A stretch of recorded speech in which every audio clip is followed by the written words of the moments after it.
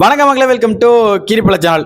Big Boss season 9 தமிழோட contestant list, அதுவும் confirm ஆன லிஸ்ட் வந்து சொல்ல போகிறோம். பார்ட் 2. ஏன்னா கொஞ்சம் கொஞ்சமாக தான் நம்மளுக்கு வந்துகிட்டு இருக்கு. அண்ட் ரெண்டாவது ஒன்று சொல்லணும்னா, போன வீடியோவில் நம்ம வந்து ஸ்ரீகாந்த் தேவா சார் வரான்னு சொல்லியிருந்தோம். அன்ஃபார்ச்சுனேட்லி அவர் வந்து உள்ளே போகலை.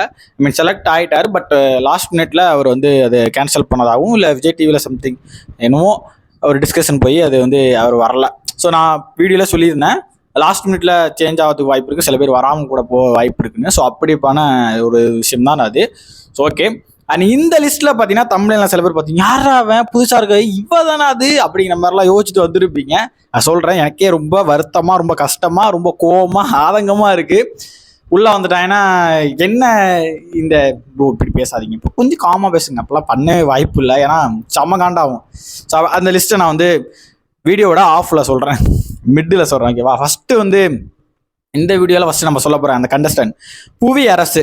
ஸோ இவரை வந்து யார் ப்ரோ புதுசாக இருக்காங்க, நான் பார்க்கல, நான் பிக் பாஸ் மட்டும் பார்ப்பேன், பட் இவர் எந்த இதில் வந்திருக்கா நான் பார்க்கலையே அப்படின்னு நீங்கள் யோசிச்சிருந்தீங்கன்னா, மிஸ்டர் அண்ட் மிஸ்ஸஸ் சின்னத்திரை ஷோ பார்த்தவங்களுக்கு நல்லா தெரியும் புவி அரசு யாருன்னு என்னன்னு சொல்லிட்டு. ஒன் ஆஃப் த ஃபைனலிஸ்ட்டுன்னு நினைக்கிறேன். அவர் தான் டைட்டில் வின்னரா தெரில, சாரி, பட் அவர் தான்.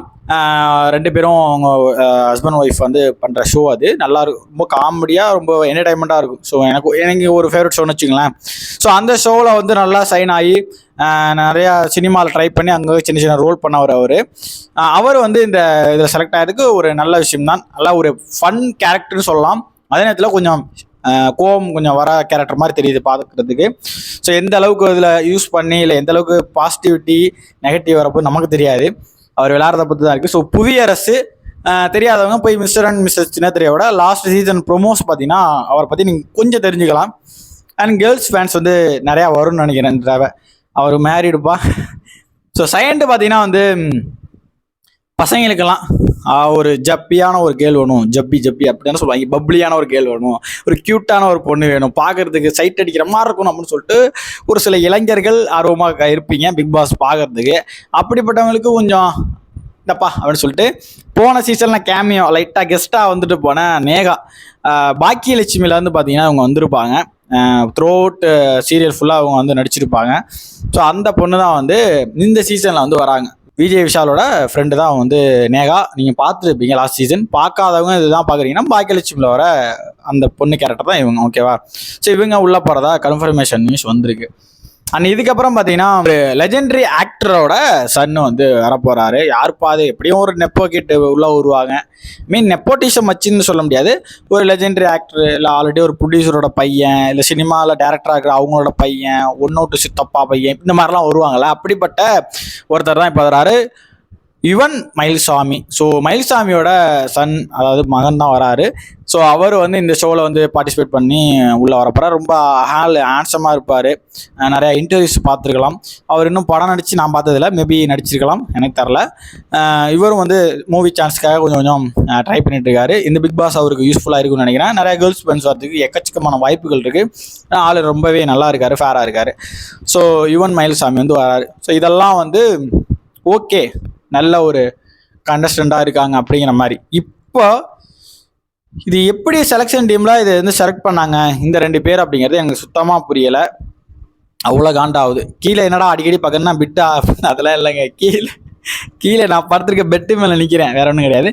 ஸோ இப்போ யார் இதில் பார்த்தீங்கன்னா இந்த நம்பூதிரி, இந்த மூஞ்சை பார்த்துருப்பீங்க. இந்த ஒரு மந்திராவாதி, இவன் பேரே சத்தியமாக எனக்கு தெரியாது, நான் பேர் சொல்லவும் விரும்பலை, அவனை தேடிலாம் பேரெலாம் சொல்லணும்னு அவசியம் இல்லைன்னு வச்சுங்களேன். இந்த மூஞ்சை நீங்கள் பார்த்துருப்பீங்க. இவன் செலக்ட் ஆகிருந்தா ஒரு நியூஸ் வந்திருக்கு. ஆக்சுவலாக இது ரூமராக இருந்தால் ரொம்ப சந்தோஷம், ரூமராக இருக்குன்னு நான் வேண்டிக்கிறேன். ஒன்ஸ் இல்லை நம்ம போடுற வீடியோஸ் எங்கேயோ ஒன்று வந்து இதாகி அப்பா வேணாம் இப்போ உள்ளே வந்தால் பிரச்சனையாக அப்படின்னு வந்து உள்ளே விடாமல் இருந்தாலும் சந்தோஷமாக இருக்கும். இவன் உள்ளே போக என்ன தகுதி இருக்குது அப்படின்னு எனக்கு புரியலை. இவனோட அச்சீவ்மெண்ட் என்ன, வெளியில் என்ன பண்ணினா, இவன் சோசியல் மீடியாவில் என்ன எஃபோர்ட் போட்டு ஒன்று பண்ணினான்னு எனக்கு சொன்னாங்கன்னா நல்லாயிருக்கும். பண்ணது எல்லாமே ஃபேக், எந்த மந்திரமும் உண்மை கிடையாது. ரெண்டாவது பார்த்தீங்கன்னா இவன் வந்து நிறையா கேஸில் மாட்டியிருக்கிறான், பெண்ணை ஏமாற்றப்பட்ட கேஸ், சில வழக்குகளில் மாட்டியிருக்கிறான். அப்படிங்கும்போது இவன் எப்படி செலக்ட் பண்ணாங்க, இவனை ஏன் விஜய் டிவிக்குள்ள விட்றாங்க, இவனுக்கு பிக் பாஸ்க்கு இவனுக்கு என்ன கனெக்ட் இருக்குது, இவன் அதில் சக்ஸஸ் ஆகி என்ன பண்ண போகிறான் அப்படின்னு எனக்கு புரியலை. இப்படி தேவையில்லாமே நம்ம சோசியல் மீடியாவில் இன்ஸ்டாலே வந்து தேவையில்லாத இந்த வாட்டர் மாலன் ஸ்டார்லேருந்து ஒரு தற்கூரிய பிரபலமாக்கி இப்போ அவன் நல்லா சம்பாரிச்சிட்டேன். அதாவது டேலண்டடாக எவ்வளோ பேர் இருக்காங்க. ராஜி பிரியன் இருக்கட்டும், இன்னும் வந்து சில இந்த உசிலம்பட்டி பையனா ஏதோ இது ஒரு பையன் இருக்கான், சாரி எனக்கு நேம் சரியான, இன்னும் அந்த மாதிரி நிறைய பேர் இருக்காங்க. சிவான் ஒரு ஆமாம். ஸோ அந்த மாதிரி பசங்க இருக்காங்க டேலண்டடாக, அவங்கள உள்ளே கொண்டு வந்து வைக்கலாம். அதை விட்டுட்டு இந்த மாதிரி கழுசைடெல்லாம் கூட்டாந்து உள்ளே போடுறீங்க, எனக்கு ஒன்றும் புரியலை. இவன்லாம் ஒஸ்ட் கேரக்டரு. இதுக்கப்புறம் ரெண்டாவது இன்னொன்று வருது, கண்மணின்னு சொல்லிட்டு இவங்க தெரியும், இந்த இன்னொருத்தவங்க ரசிகன் மணி, அவனையும் சேர்த்து விட்ருக்கீங்க, நல்லா இருக்கும். அவங்களோட முதல் மனைவி இவங்க வந்து கண்மணிங்கிறவங்க. இவங்களோட டேலண்ட் என்னன்னு பார்த்தீங்கன்னா, கப்புள் கோல்ஸ்ன்னு சொல்லிட்டு முன்னாடி கிரிஞ்சு எக்ஸ்ட்ரீம் கிரிஞ்சு பண்ணுவானுங்க. அந்த வீடியோ பண்ணியிருக்காங்க. டான்ஸுங்கிற பேரில் அது சகிக்கவே முடியாது. டான்ஸே இருக்காது, காக்கா வலிப்பு மாதிரி இருக்கும். நான் ஆடினா எப்படி இருக்கும் கேவலமா, அது மாதிரி தான் அதுவும் இருக்கும். அதுக்கப்புறம் வந்து பார்த்தீங்கன்னா இன்டர்வியூஸில் வைரல் ஆனாங்க, பாலிமர் நியூஸில் வந்தானுங்க. அதாவது இந்த 2 கேஸுமே பாலிமர் நியூஸில் வந்ததுதான். பாலிமர் நியூஸில் வந்ததுக்காக பிக் பாஸில் தூக்கி போடுறாங்க, டிஆர்பி வரும்னா எனக்கு புரியல. அப்படி சொல்லுங்கள், நானும் எதுவும் பண்ணிட்டு பாலிமர் நியூஸுக்கு போயிட்டு வரேன். என்னடா எனக்கு சத்தியமாக எனக்கு மண்டைக்கு ஏறுது. தயவுசெய்து நான் கெஞ்சி ரிக்வஸ்ட் வைக்கிறேன், நான் மன்றாடி கேட்குறேன். நான் யார்ட்டையும் இப்படி கேட்டதில்ல, நான் வந்து கையெடுத்து கும்பிட்றேன். நல்ல டேலண்டடான பசங்க எத்தனையோ பேர் இருக்காங்க, பொண்ணுங்க இருக்காங்க, அவங்களுக்கு கொடுங்க அந்த சான்ஸ். ஏன்னா இந்த மாதிரி தற்கூரிகள் இடத்த இன்னொரு ஆள் கொடுத்தா அவன் அடுத்த கடத்துக்கு போவான். ஸோ அவ்வளோ பேர் வெளில இருக்காங்க, ஏன் இப்படி பண்ணுறீங்க? நான் எனக்கு கூட கேட்கல, புரியுதா இல்லையா? என்னையை தாண்டி எத்தனையோ டேலண்டடான பர்சன்ஸ்லாம் இருக்காங்க. ஸோ அதனால சொல்கிறேன். ஸோ அப்படிப்பட்ட ஒரு பிக் பாஸ் ஷோ, அவ்வளோ பேர் பார்க்க போகிற ஒரு ஷோ, 106 நாள் நடக்க போகுது, எல்லா சோசியல் மீடியாலும் ட்ரெண்ட் ஆக போகுது. அப்படிங்கும்போது அந்த ஷோவில் ஒரு நல்ல டேலண்டட் பர்சன்ஸை வந்து போடலாம். விஜய் டிவிலே சொல்ல போனால் எவ்வளோ பேர் சான்ஸ் கிடைக்காம இருக்காங்க, அவங்களுக்கு கொடுக்கலாம். எனக்கு ஒன்றும் புரியல, சொல்கிறதுக்கு இல்லை. இது நடந்தால் இதோட எப்படி சொல்கிறது, அதுக்கான ஒரு பிக் பாஸ்னா ஆல்ரெடி பேர் ஃபுல்லாக டேமேஜ் ஆகி அடி வாங்கி கிடக்கு, சுத்தமாக போயிடும், அவ்வளோதான். இது விஜேஎஸ்க்கும் போய் சேர நினைக்கிறேன். அவரும் கன்சிடர் பண்ணணும், அவரும் கொஞ்சம் பேசணும். கொஞ்சம் ப்ரொடக்ஷன் ஹவுஸ் கொஞ்சம் பார்த்து ஆளை எடுங்க. Very worst selection. இது நடந்தால் சொல்கிறேன், அப்படி இல்லைன்னா ஓகே ஃபைன். ஸோ இது நான் சொல்லணும்னு நினச்சவங்கள்ட்ட சொல்லிட்டேன்.